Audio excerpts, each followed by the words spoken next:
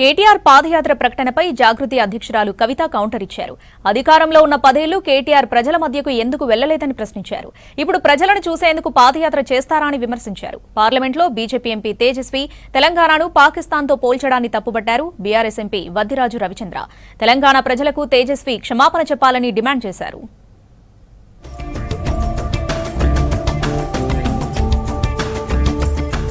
10 ఏళ్లు అధికారంలో ఉండి ఏనాడు ప్రజల దగ్గరకు వెళ్లలేని కేటీఆర్ ఇప్పుడు పాదయాత్ర చేసి ఏం చేస్తారని ప్రశ్నించారు. జాగృతి అధ్యక్షురాలు కవిత ప్రజలను చూసేందుకే పాదయాత్ర చేస్తున్నారా అని ప్రశ్నించారు. శని పోవాలనే తాను వారణాసి వెళ్లి పూజలు చేశారని చెప్పారు. తాను పెట్టబోయే పార్టీ సక్సెస్ కావాలని కోరుకున్నారు. బీఆర్ఎస్ కు చెందిన చాలా మంది లీడర్స్ టచ్ లో ఉన్నారని వాళ్ల పేర్లు ఇప్పుడే చెప్పలేనన్నారు. బీఆర్ఎస్ పార్టీ తనను సస్పెండ్ చేయగానే ఆ పార్టీని టార్గెట్ చేశానని ఇప్పుడు కాంగ్రెస్ ను టార్గెట్ చేస్తున్నానని చెప్పారు. ఇష్యూను బట్టి బీఆర్ఎస్ ను కూడా విమర్శిస్తానని చెప్పారు కవిత.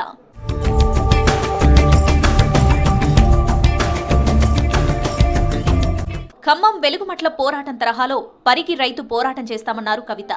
పరిగిలో రైతు దీక్షకు వెళ్తుంటే హౌస్ అరెస్ట్ చేశారని గుంటనక్క హరీష్ రావు చెప్తున్నారని పోలీసులకు ఫోన్ చేసి హరీష్ రావే హౌస్ అరెస్ట్ అయ్యారని ఆరోపించారు. గుంటనక్క కనీసం పరిగిదాకా కూడా పోలేదన్నారు. తెలంగాణ జాగృతి ఆధ్వర్యంలో పరిగి వెళ్లి తాను రైతులకు మద్దతు తెలిపానని చెప్పారు. పోలీసులు మమ్మల్ని అరెస్ట్ చేశారని గుర్తు చేశారు. భవిష్యత్తులో కూడా తన పోరాటం ఆగదన్నారు కవిత.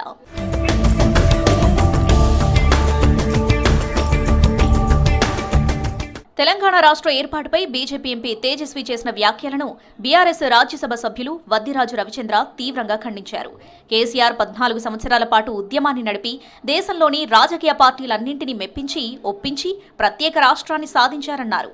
తేజస్వి బ్రిటిష్ వారు చేసిన దేశ విభజన, పాకిస్తాన్ ఏర్పాటుతో తెలంగాణను పోల్చుతూ అనుచిత వ్యాఖ్యలు చేయడం బాధాకరమన్నారు.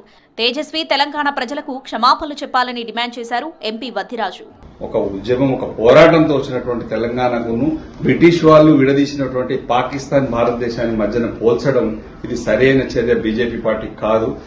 లోక్సభలో వెంటనే బీఆర్ఎస్ పార్టీ ఎంపీలు కనుకుంటే అక్కడికక్కడ నిలదీసేవాళ్ళు. కానీ ఇది ఖచ్చితంగా కూడా రికార్డులను తొలగించాలి.